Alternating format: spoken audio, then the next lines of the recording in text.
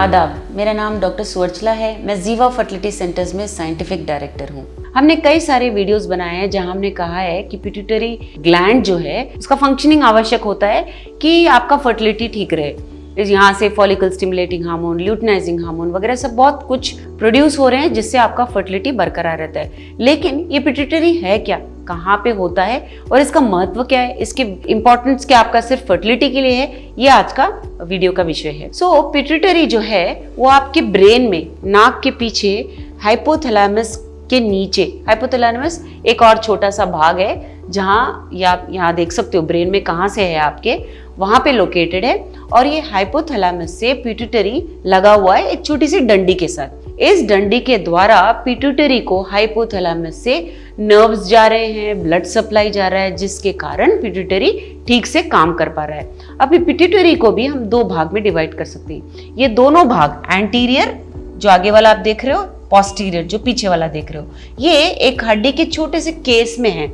एक छोटा सा उसके लिए एक पाउच बना हुआ है, उसके अंदर पिट्यूटरी है। ये जो एंटीरियर है ये सामने देख सकते हैं आप, और जो पोस्टीरियर है पीछे।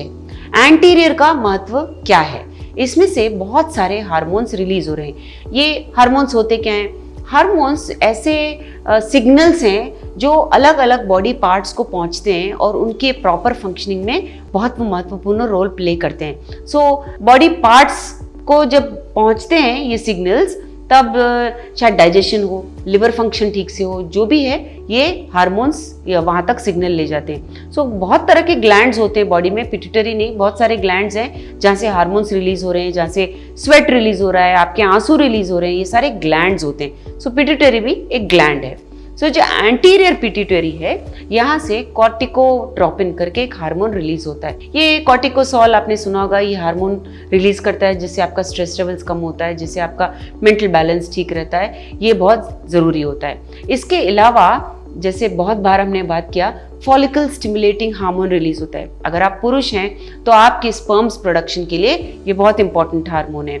अगर आप महिला हैं तो आपके अंडे बढ़ने के लिए, हर महीने अंडे बढ़ने के लिए ये हार्मोन बहुत ज़रूरी होता है। ओवरीज में जब अंडे बढ़ रहे होते हैं, आप प्रेगनेंसी के लिए प्लान कर रहे होते हैं। फिर ल्यूटिनाइजिंग हार्मोन, ल्यूटिनाइजिंग हार्मोन पुरुषों में टेस्टोस्टेरोन नामक हार्मोन रिलीज करता है, जिसके कारण स्पर्म प्रोडक्शन होता है, ग्रोथ होता है। जब एक लड़का अडल्ट में ट्रांसफॉर्म हो रहा है, बॉडी में ट्रांसफॉर्मेशन आना या मसल मास बिल्ड होना, ये सब कुछ टेस्टोस्टेरोन की वजह से होता है पुरुषों में। महिलाओं में ल्यूटिनाइजिंग हार्मोन अंडे को रिलीज करता है। अगर ल्यूटिनाइजिंग हार्मोन रिलीज ना हो पिट्यूटरी से तो ये अंडा बढ़ भी जाए, रिलीज नहीं होता। ये एक हार्मोन हो गया। फिर हो गया प्रोलैक्टिन। प्रोलैक्टिन भी बहुत जरूरी है, पुरुषों में भी वेलबींग के लिए जरूरी है, स्पर्म प्रोडक्शन के लिए जरूरी है, जनरल मेटाबॉलिज्म के लिए जरूरी है। महिलाओं में जब बच्चा पैदा होता है तब मिल्क प्रोडक्शन के लिए, दूध आने के लिए प्रोलैक्टिन बहुत जरूरी होता है। अगला है थायराइड स्टिमुलेटिंग हार्मोन। ये जो हार्मोन रिलीज होता है पिट्यूटरी से, थायराइड नामक ग्लैंड पर काम करता है और तब thyroid stimulating hormone, thyroid hormones वगैरह सब रिलीज होते हैं। थायराइड आपके जनरल मेटाबॉलिज्म के लिए बहुत जरूरी है।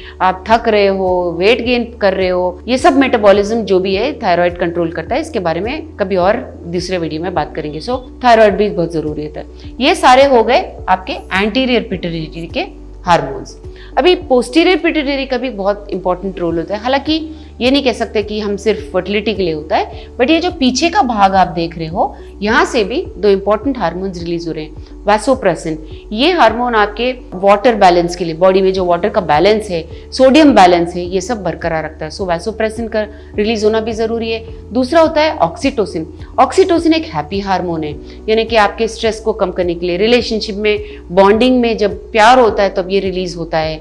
यही नहीं, जब एक महिला गर्भवती होती है, जब प्रेग्नेंट होती है, उसके डिलीवरी के टाइम भी ऑक्सीटोसिन का बहुत इंपॉर्टेंट रोल होता है। जब ऑक्सीटोसिन रिलीज होता है तब इजी डिलीवरी के चांसेस अच्छे होते हैं। सो ऑक्सीटोसिन महिलाओं में तो ये रोल प्ले करता है, पुरुषों में स्पर्म ट्रांसपोर्ट के लिए ऑक्सीटोसिन बहुत जरूरी होता है। सो हर हार्मोन का एक रोल है। अगर पिट्यूटरी ठीक से काम ना करे तो ये हार्मोन्स में इम्बैलेंस हो सकता है, यानी कि कभी कम हो जाना, कभी ज्यादा हो जाना। ये सब होने के कारण आपके बॉडी में मेटाबॉलिज्म में कुछ दिक्कत हो सकती है, आंखों में प्रॉब्लम हो सकता है, वेट का प्रॉब्लम हो सकता है, स्पर्म प्रोडक्शन, एग रिलीज, सब कुछ ये पिट्यूटरी हाइपोथैलेमस एक्सिस जो है वो कंट्रोल करते हैं। यही नहीं, विविध तरह के ग्लैंड्स है, मैंने जैसे कहा सारे ग्लैंड्स को ठीक से काम करना चाहिए, तभी हमारा बॉडी ठीक से फंक्शन कर पाता है। अगर आपका पिट्यूटरी ठीक से काम नहीं कर रहा है, जैसे आपको हाइपोथायराइडिज्म हो गया, हाइपरथायराइडिज्म, प्रोलैक्टिन ज्यादा हो गया, आप फर्टिलिटी के लिए कोशिश कर रहे हैं लेकिन हार्मोन्स का कुछ इश्यू है, तो आपको एक एंडोक्राइनोलॉजिस्ट को मिलना चाहिए या फर्टिलिटी स्पेशलिस्ट।